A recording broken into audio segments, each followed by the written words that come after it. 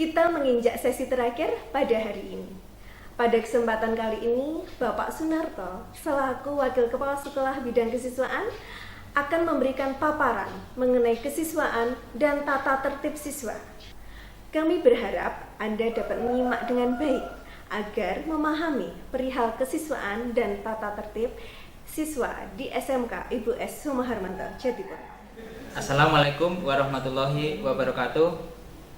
Perkenalkan, nama saya Sunarto selaku kesiswaan di SMK Ibu S. Sumoharmanto, Jatipurno. Untuk biodata saya di tahun 1991 sampai dengan 1997 saya sebagai siswa SD Negeri 3 Gunungsari. Kemudian tahun 1997 sampai dengan tahun 2000 sebagai siswa SLTP Negeri 1 Jatisrono. Kemudian tahun 2000 sampai dengan 2003 sebagai siswa SMK Muhammadiyah 4 Wonogiri. Kemudian tahun 2005 sampai 2010 saya sebagai mahasiswa di Universitas Muhammadiyah Surakarta dengan jurusan Pendidikan Matematika. Kemudian dari tahun 2010 sampai dengan sekarang menjadi pengajar di SMK Ibu S. Sumoharmanto, Jatipurno. Pada materi pengenalan lingkungan sekolah kali ini, saya diberikan materi yaitu kesiswaan dan tata tertib siswa. Jadi untuk kesiswaan adalah bagian integral dari organisasi sekolah, bertujuan untuk menyalurkan bakat dan minat seluruh potensi peserta didik dalam mengembangkan ilmu pengetahuan dan teknologi, keterampilan, sikap, perilaku, kepribadian, dan kreativitas peserta didik. Jadi sebagai kesiswaan ini adalah membidangi kegiatan siswa yang kebanyakan non-akademik. Jadi membentuk karakter, menyalurkan keterampilan siswa, membentuk sikap, perilaku, dan kreativitas peserta didik.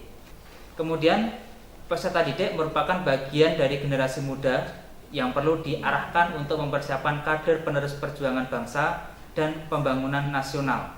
Jadi generasi muda atau peserta didik ini adalah generasi emas yang harus dibina, dididik, diarahkan untuk masa depan yang cemerlang. Dengan memberikan bekal keterampilan, kepemimpinan, kesegaran jasmani, daya kreasi, patriotisme, idealisme, kepribadian, dan budi pekerti yang luhur. Dengan demikian, peserta didik sebagai generasi muda yang unggul dan tangguh dalam menghadapi era globalisasi yang penuh dengan tantangan. Kemudian untuk tata tertib peserta didik di SMK Ibu S. Sumoharmanto, Jatipurno. Jadi untuk di masa pandemi ini ada pembelajaran offline dan pembelajaran online. Jadi untuk pembelajaran offline, tata tertibnya adalah yang A, dalam hal masuk sekolah. Itu yang pertama, bel masuk dibunyikan pukul 7 pagi dan peserta didik hadir di sekolah 10 menit sebelum bel berbunyi. Jadi jam 6 lebih 50 menit peserta didik harus sudah berada di lingkungan sekolah. Kemudian kedua, sebelum mulai pembelajaran, peserta didik berdoa bersama, dilanjutkan literasi selama 15 menit. Jadi setelah bel dibunyikan, kemudian siswa masuk ke kelas dan doa bersama, disiapkan doa bersama, kemudian literasi selama 15 menit.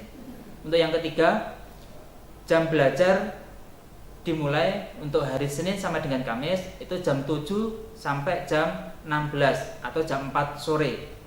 Kemudian untuk hari Jumat jam 7 sampai dengan jam 10.35. Yang keempat, peserta didik dinyatakan terlambat jika peserta didik datang ke sekolah setelah bel masuk dibunyikan.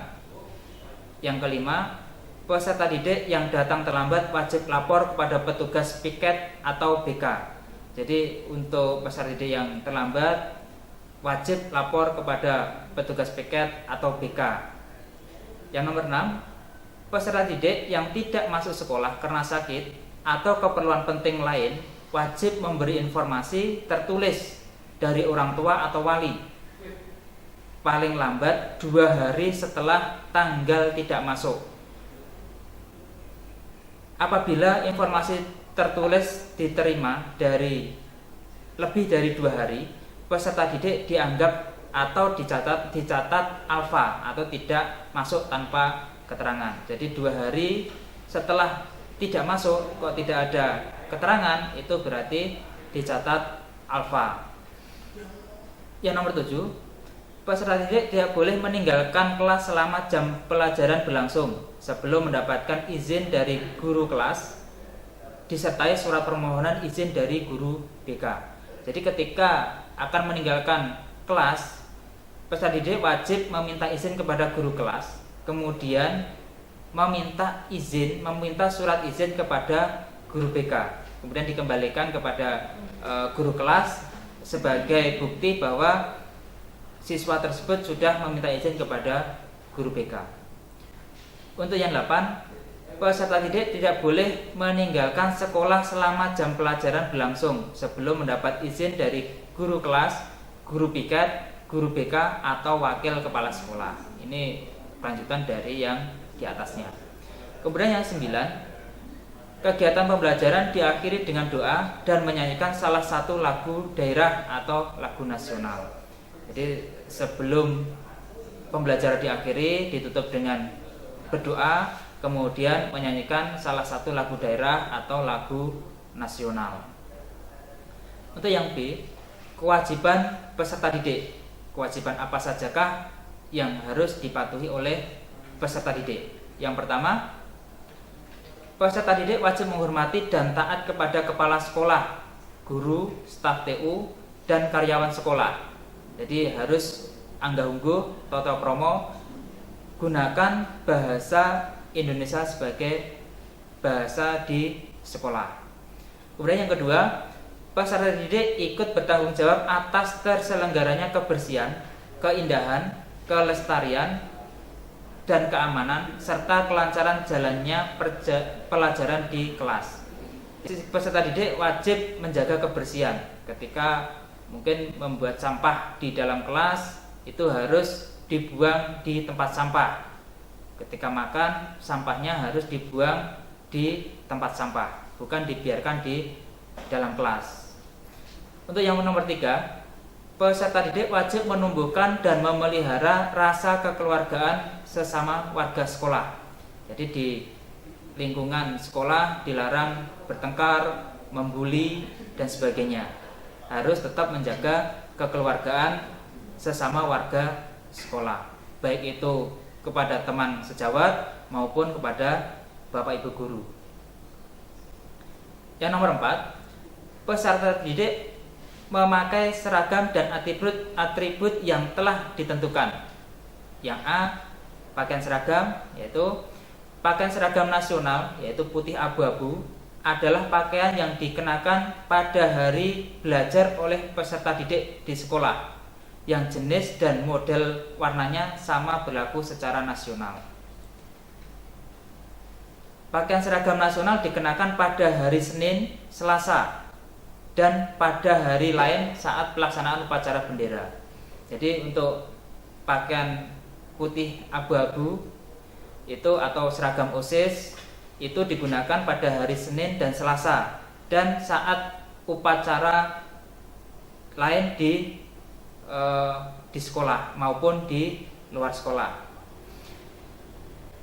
Pada yang lain lagi, pada saat upacara bendera dilengkapi dengan topi pet, ikat pinggang warna hitam, dan dasi sesuai warna seragam masing-masing. Jadi ini menjadi suatu kelengkapan dari seragam tersebut.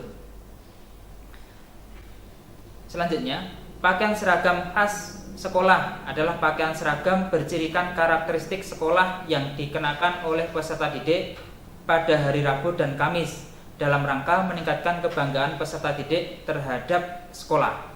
Jadi ini adalah seragam identitas dari SMK JIS, SMK Ibu S. Sumarmanto Jatipurno. Itu adalah warna biru muda dan bawah biru tua. Jadi sudah menjadi ciri khas di SMK Ibu S. Sumarmanto sebagai seragam identitas, yang tujuannya adalah untuk meningkatkan kebanggaan peserta didik terhadap sekolah. Yang selanjutnya, pakaian pramuka dipakai pada hari Jumat dan saat kegiatan ekstrakurikuler pramuka serta kegiatan-kegiatan pramuka lainnya. Selanjutnya, atribut adalah kelengkapan pakaian seragam menunjukkan identitas masing-masing sekolah, terdiri dari badge organisasi kesiswaan, badge merah putih, badge nama peserta didik, badge nama sekolah, dan nama kabupaten atau kota. Yang B, sepatu dan kelengkapan lain yang telah ditentukan oleh sekolah, yaitu sepatu berwarna hitam polos. Jadi anak-anakku sekalian, apabila nanti membeli sepatu dan sebagainya, usahakan yang hitam polos, tidak ada warna lain yang digunakan sebagai kelengkapan untuk seragam tersebut. Yang C, tentang rambut dan make up. Yang pertama untuk putra, yang putra harus berambut pendek, rapi, bros, tidak gondrong dan tidak dicat warna, serta tidak gundul yang ada garis-garisnya. Juga tidak model panjang belakang, panjang bagian belakangnya itu tidak boleh, atau pendek tapi ada garisnya, pendek digaris atau dibentuk yang tidak sesuai. Kemudian selanjutnya, tidak memakai anting, tindik, tato, kalung, gelang, rantai di saku, dan tidak mencukur alis. Mohon maaf, untuk sekarang sudah menjadi tren mencukur alis, itu untuk di SMK kita tidak diperbolehkan. Kemudian aturan untuk siswa putri. Yang pertama, rambut disisir rapi, tidak boleh dicat warna dan disambung. Ini untuk siswa putri yang tidak menggunakan jilbab. Jadi tidak boleh ada pewarna, kemudian disisir rapi dan diikat. Selanjutnya, tidak memakai perhiasan berlebihan, tidak bertato, tidak bertindik telinga lebih dari 1. Untuk siswi itu tindik di telinga tidak boleh lebih dari 1. Selanjutnya, alis tidak dicukur dan tidak memakai kosmetik berlebihan. Ini sama dengan yang putra tadi, alis tidak boleh dicukur. Selanjutnya, tidak diperbolehkan memakai cat kuku. Yang nomor 5, penggunaan HP diatur sesuai dengan kondisi di sekolah. Jadi penggunaan HP ini diatur sesuai dengan pembelajaran. Apabila Bapak Ibu guru dalam pembelajaran menggunakan media HP, itu berarti baru boleh menggunakan. Akan tetapi jika Bapak Ibu guru dalam pembelajaran tidak menggunakan media HP, siswa-siswi dilarang menggunakan atau mengoperasikan HP selama pembelajaran. Nomor 6, peserta didik wajib mengikuti kegiatan yang diselenggarakan oleh sekolah. Jadi selain di kegiatan akademik, mungkin non-akademik, jika itu kegiatan sekolah wajib ditaati atau diikuti oleh peserta didik. Yang nomor 7, peserta didik mengikuti 1 kegiatan ekstrakurikuler wajib, yaitu kepramukaan, dan 1 sampai dengan 2 kegiatan ekstrakurikuler pilihan yang ada di sekolah. Jadi di SMK Ibu S. Hurmanto ada beberapa ekstrakurikuler. Di antaranya adalah drum band, kemudian reog, kemudian ada sepak bola, futsal, pencaksilat, jujitsu, dan lain-lain. Masih banyak lagi.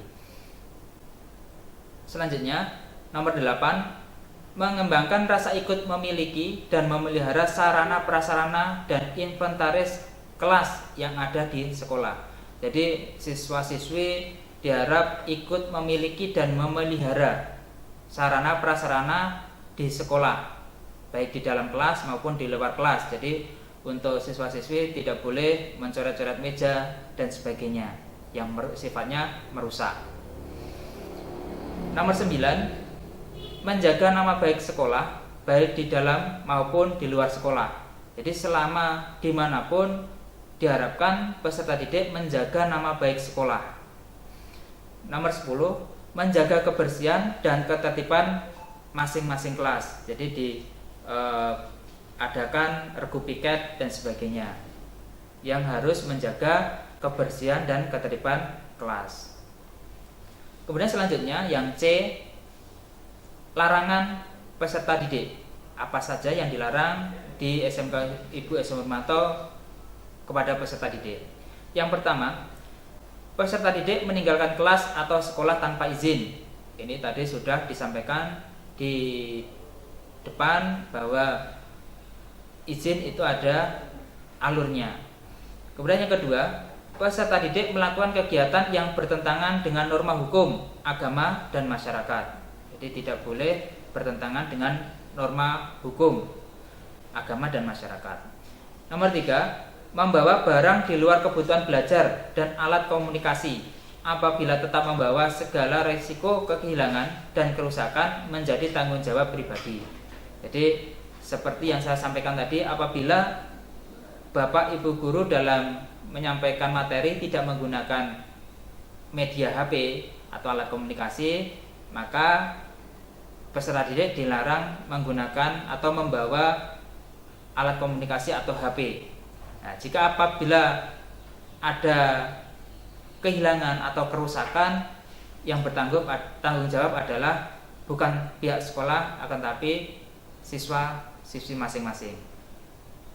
Nomor 4, peserta didik yang tidak memiliki SIM dan kelengkapan kendaraan mengendarai kendaraan bermotor sekolah. Maksudnya ini dilarang. Peserta didik yang tidak memiliki SIM dilarang membawa atau mengendarai kendaraan bermotor ke sekolah. Jadi harus memiliki SIM dan kelengkapan atau surat-surat kendaraan. Yang nomor 5, peserta didik dilarang membawa, menggunakan, dan mengedarkan. Yang A, rokok, jadi tidak boleh. Yang B, narkoba. C, minuman keras dan sejenisnya yang memabukkan. Yang C, yang D, senjata tajam. Dan E, barang lain yang tidak berhubungan dengan kegiatan sekolah. Itu barang-barang yang dilarang atau menggunakan bahkan mengedarkan. Nomor 6, peserta didik melakukan intimidasi baik fisik maupun psikis, bullying dan sara. Tidak boleh bullying terhadap teman sejawat maupun Bapak Ibu guru. Di depan itu sudah disampaikan bahwa peserta didik harus memelihara kekeluargaan. Jadi tetap mengutamakan sifat sikap kekeluargaan. Yang 7, dilarang merusak sarana dan prasarana sekolah. Ini sudah disampaikan di depan. Selanjutnya itu tadi tata tertib ketika pembelajaran tatap muka atau offline jika siswa-siswi datang ke sekolah. Kemudian yang selanjutnya yang akan saya sampaikan adalah tata tertib saat pembelajaran online. Yang A atau yang pertama, waktu pembelajaran. Nomor 1, persiapan kegiatan pembelajaran jarak jauh atau PJJ dimulai pukul 6.45. Jadi jam 7 kurang 15 menit itu sebagai persiapan kegiatan pembelajaran jarak jauh atau PJJ. Jadi yang jam 7 kurang 15 menit siswa harus sudah siap. Yang kedua, kegiatan pembelajaran jarak jauh atau PJJ dimulai pukul 7 pagi. Jam 7 sudah dimulai. Yang nomor 3, kegiatan pembelajaran jarak jauh atau PJJ berakhir jam 12 siang.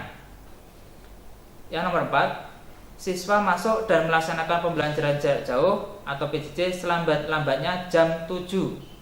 Jadi ini harus sudah siap jam 7.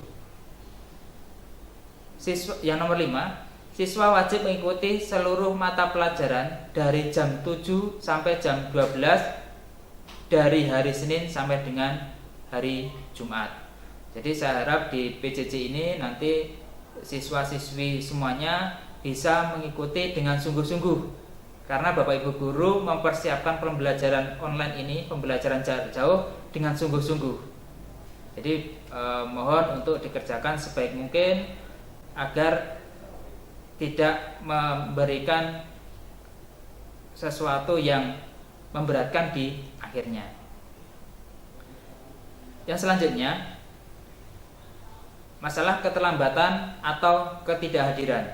Yang pertama, siswa yang tidak masuk karena suatu hal harus ada pemberitahuan dari orang tua siswa secara tertulis atau berkomunikasi dengan guru mata pelajarannya saat itu dan atau wali kelas secara langsung datang ke sekolah. Jadi jika siswa tidak bisa mengikuti pembelajaran, wali muridnya memberitahukan kepada guru yang bersangkutan atau bisa langsung datang ke sekolah bahwa hari itu tidak bisa mengikuti pembelajaran. Yang nomor 2, siswa yang tidak hadir lebih dari 3 kali berturut-turut tanpa keterangan dipanggil orang tuanya atau dilaksanakan home visit. Orang tua datang ke sekolah atau dari pihak sekolah akan datang ke rumah untuk menanyakan atau mengkonfirmasi anak tersebut bisa melanjutkan di pembelajaran selanjutnya. Yang selanjutnya di lain-lain. Nomor 1, penerapan tata tertib di atas disesuaikan dengan kondisi di sekolah. Jadi disesuaikan dengan kondisi di sekolah. Jika ada perubahan nanti disesuaikan. Kemudian yang kedua, hal-hal lain yang tidak tercantum dalam tata tertib ini akan diatur kemudian. Itu yang bisa saya sampaikan pada materi kali ini, yaitu adalah kesiswaan dan tata tertib siswa. Apabila ada kurang dalam saya menyampaikan, mohon maaf yang sebesar-besarnya. Saya akhiri, wassalamualaikum warahmatullahi wabarakatuh. Pemaparan Bapak Sunarto mengenai kesiswaan dan tata tertib siswa menutup kegiatan MPLS pada hari ini. Kegiatan MPLS akan kita lanjutkan besok pagi, hari Selasa, tanggal 13 Juli 2021, pukul 8. Demikian kegiatan MPLS pada hari ini. Atas perhatiannya, saya mengucapkan banyak terima kasih. Akhir kata, wassalamualaikum warahmatullahi wabarakatuh.